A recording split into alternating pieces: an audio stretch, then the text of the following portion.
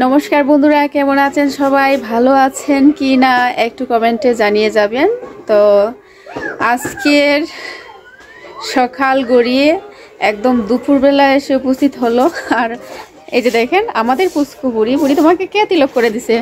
বুড়িকে তিলক করা হয়েছে। আজকে আমার এক পিসি মারা গেছেন, তো আজকে পিসির ওই মারা যাওয়ার পরে হচ্ছে আমাদের বৈষ্ণব সেবা দিতে হয়।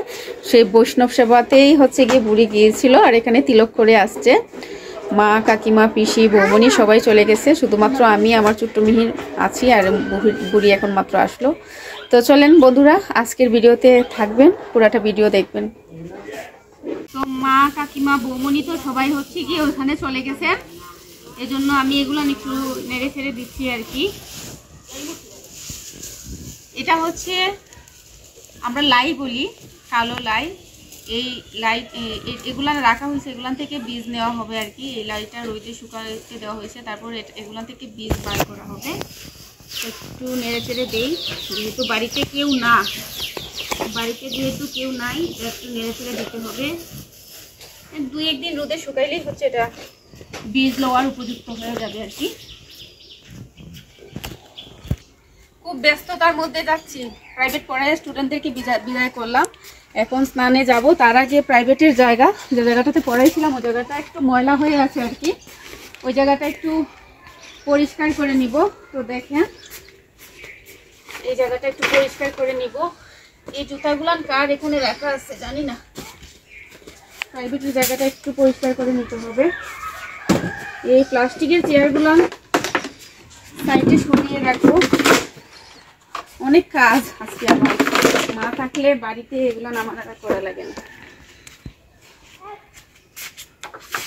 এখানেই বসি আমি, লাইটটা করলে এখানে বসি, স্টুডেন্টদেরকেও এখানেই পড়াই। একটু ঝাড়ু দিয়ে দেওয়া দরকার।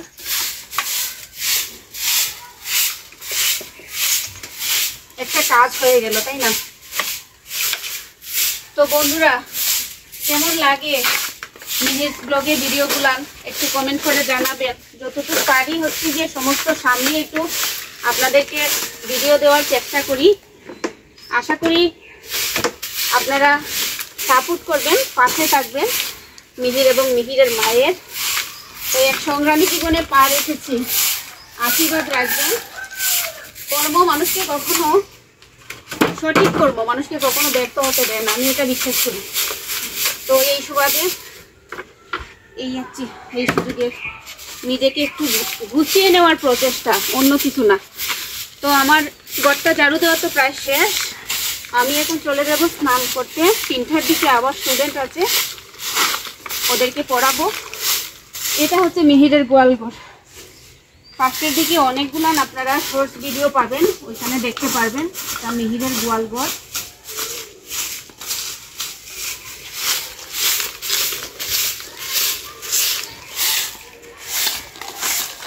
গোয়ালঘরটা এখন ভেঙে গেছে একেবারে, এটা ঠিক করে দিব বাবু সোনাকে আবার।